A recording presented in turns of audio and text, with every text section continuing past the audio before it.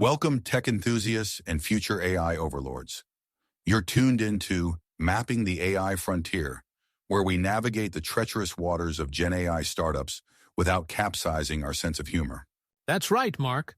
We're like the GPS for your AI journey, but instead of recalculating every 5 seconds, we just make witty remarks about your poor life choices. Speaking of poor life choices, today we're diving into the world of organizational structure for GenAI startups. It's like playing Jenga with people, algorithms, and ethical dilemmas. What could possibly go wrong? All right, folks, let's talk about why traditional hierarchies in GenAI startups are about as useful as a chocolate teapot. These companies need to move faster than a caffeinated squirrel, and old-school structures just can't keep up. Exactly, Mark. It's like trying to run a Formula One race with a horse and buggy.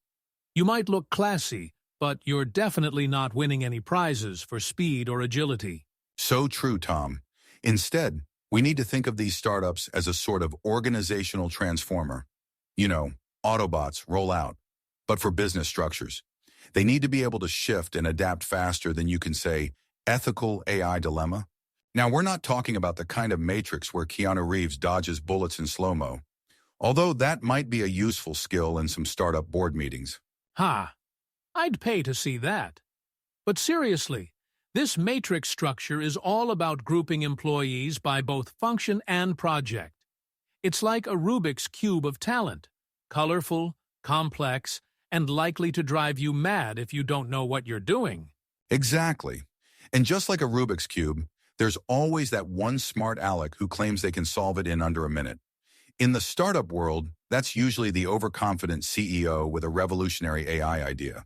Now let's talk about something that should be keeping GenAI startup founders up at night. And no, I don't mean their Series A funding. I'm talking about ethical AI. Ah, yes, because nothing says sweet dreams like pondering whether your AI will accidentally become Skynet, right? Exactly, Tom.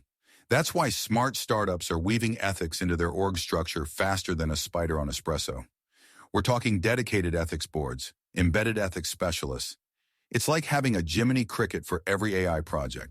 Now let's pull out our compasses and sextants, because it's time to talk about Wardley Mapping. Tom, can you explain this concept without getting us all lost? I'll try, Mark, but no promises. Imagine if Google Maps and a business strategy had a baby. That's basically a Wardley Map. It helps visualize different components of your org structure along an evolution axis. Right, so it's like plotting your company's journey from clueless startup to AI powerhouse, but with more arrows and fewer "you are here" stickers? Exactly. And according to our Wardley Map for this agile and adaptive org structure, we've got some interesting insights. It looks like our GenAI startup has a solid foundation in AI research and software engineering. They're not just throwing darts at a board labeled AI ideas. That's a relief. What else can we glean from this map of organizational madness? Well, the cross-functional teams and ethical considerations are positioned nicely for innovation. It's like they've set up an innovation highway with ethical guardrails. But there's a catch. They need to strengthen the connection between their cutting-edge research and boring old business strategy. The classic "our AI can predict the future, but we can't predict our cash flow" dilemma. Any other pearls of wisdom from our map? Indeed. The map suggests they need to level up their leadership and ethical AI capabilities. It's like they've built a fancy AI race car, but forgot to train the drivers and install the seatbelts. Sounds like a recipe for an exciting, if slightly terrifying, ride. Any final thoughts on our Wardley Map adventure?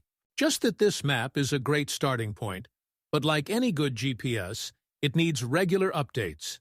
The GenAI landscape changes faster than fashion trends in Silicon Valley, so our startup needs to keep remapping to stay on course.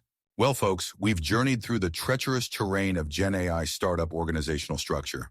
We've seen flat hierarchies flatter than a pancake, matrix structures more complex than the plot of Inception, and ethical considerations woven tighter than your grandma's knitting. Indeed, Mark. And let's not forget our Wardley Map adventure, where we discovered that building a successful GenAI startup is less about following a rigid roadmap and more about constantly recalibrating your organizational GPS. Absolutely, Tom. So, dear listeners, whether you're a budding AI entrepreneur or just someone who enjoys a good organizational chart, remember, in the world of GenAI startups, the only constant is change. Stay agile, stay ethical, and for heaven's sake, stay tuned for our next episode. This is Mark, signing off and powering down until our AI overlords demand otherwise.